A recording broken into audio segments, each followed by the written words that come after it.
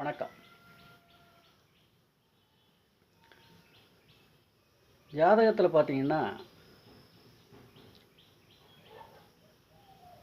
தான் பிறந்ததுக்கு அப்புறம் தன்னுடைய சுய உழைப்பில் சற்று வசதி வாய்ப்போடு வாழக்கூடிய ஜாதகங்கள், தனக்காரகன் சொல்லக்கூடிய 2ஆம் இடமும் 2ஆம் இடத்து அதிபதியும் 10ஆம் இடம் சம்பந்தப்படும் போது தான் உழைப்பினாலும் முன்னுக்கு வராங்க. அதே மாதிரி 2ஆம் அதிபதி 4ஆம் அதிபதி 10ஆம் அதிபதி சேரும்போது முன்னேற்றத்துக்கு வராங்க. அதே மாதிரி 2ஆம் அதிபதி 5ஆம் அதிபதி 10ஆம் அதிபதி தொடர்படும் போது நல்ல முன்னேற்றம்.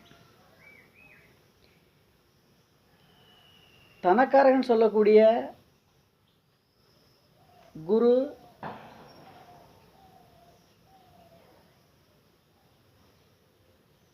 உழைப்பை மூலதனம் சொல்லக்கூடிய சனி 10ஆம் இடம் தொடர்பு கடின உழைப்பினால முன்னுக்கு வந்துடுறாங்க வாழ்நாளையில்.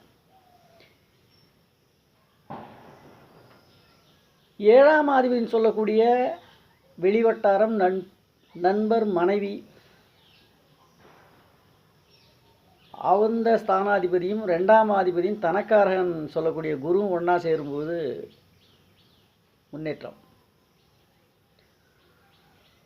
9, 10 தனக்காரகன் 9ஆம் இடத்து அதிபதியும் 10ஆம் இடத்தினது தனக்காரகன் சொல்லக்கூடிய குரு ஒன்றா சேரும்போது நல்ல முன்னேற்றம். வாழ்க்கையில் நினச்சி பார்க்க முடியாத இடத்துக்கு வளர்ச்சி அடைகிறாங்க. 4 கிரகங்கள் ஆட்சி பெறும்போது அல்லது 4 கிரகங்கள் பரிவர்த்தனை ஆகும்போது நல்ல வளர்ச்சி. 9, 10, 11 ஆகிய கிரகங்கள் வலிமை பெற்று இருக்கும்போது ஒன்றுக்கு ஒன்று தொடர்படும் போது அபரீதமான வளர்ச்சி.